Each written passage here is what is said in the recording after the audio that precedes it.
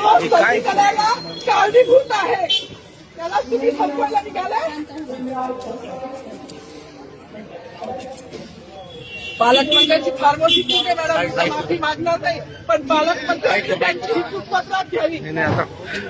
मला मीडियाशी घेणं नाही मॅडम, मला सस्पेंड केलं, मी माणूसचे गाड्या उपसील, मी माती काम करीन, म्हणजे बाबासाहेबांची ओळख पुसून येणार नाही, मला सस्पेंड करायचं करू शकता मॅडम. बाबासाहेबाला संपवायचं काम करायचं नाही.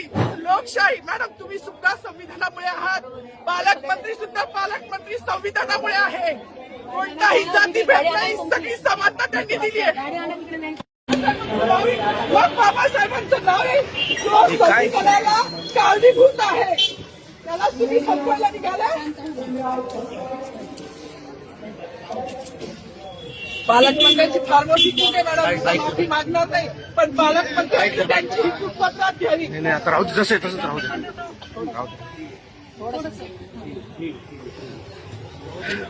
मला मीडियाशी घेणं नाही मॅडम, मला सस्पेंड केलं, मी माणूसचे गाड्या उपसील, मी माती काम करीन, म्हणजे बाबासाहेबांची ओळख पुसून येणार नाही, मला सस्पेंड करायचं करू शकता मॅडम. बाबासाहेबाला संपवायचं काम करायचं नाही.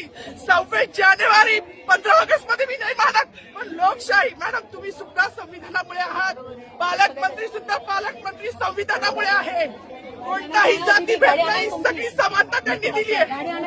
आमच्या कानातुरात होते बाबासाहेबांचं नाव, आता तरी भाषणात येईल, मग तरी भाषणात येईल. ज्या लोक संविधानाला लोकशाहीला कारणीभूत आहे त्यांची नावं वारंवार घेतली गेली, मग जो संविधानाला कारणीभूत आहे तो प्रजासत्ताक दिनाचा जो मानकरी आहे त्याचं नाव भाषणात का नाही.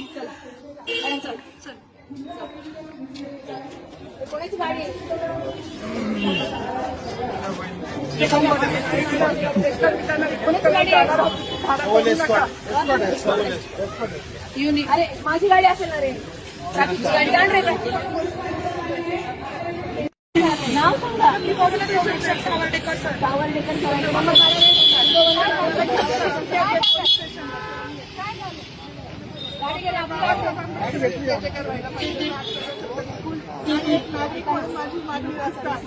सांगितलं पाहिजे ना, सांगायला पाहिजे.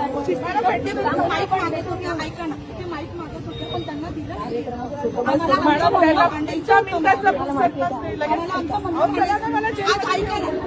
वर्दी असेल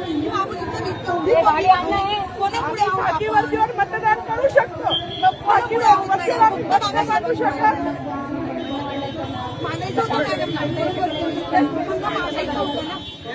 माईक दिला नाही गेला ना त्यांना.